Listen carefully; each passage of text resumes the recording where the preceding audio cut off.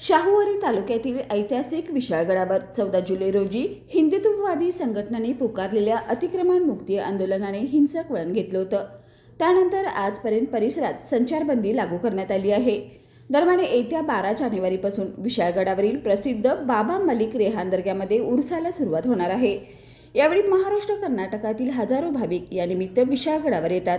येणाऱ्या जाणाऱ्या भाविकांची गैरसोय होऊ नये यासाठी विशाळगडावरील बंदी आदेश शिथिल करावा.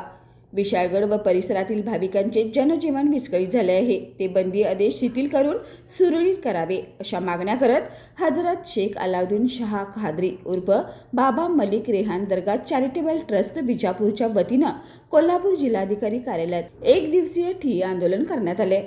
मागण्यांचं निवेदन जिल्हाधिकाऱ्यांना देण्यात आले. तर मागण्या येत्या काही दिवसात मान्य न झाल्यास 8 जानेवारी 2025 पासून जिल्हाधिकारी कार्यालयासमोर सामुदायिक आमरण उपोषण करण्यात येईल असा इशारा देण्यात आलाय. या आंदोलनात मलिक रेहान कादरी, अब्दुल खादर नदाब, शबाना नदाब, बलराज रणदिवे यांच्यासह भाविक उपस्थित होते.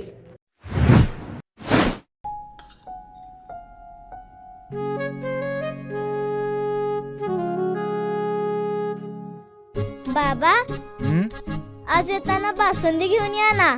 अगं, कालच आपण आईचा वाढदिवस होता म्हणून आणली होती ना.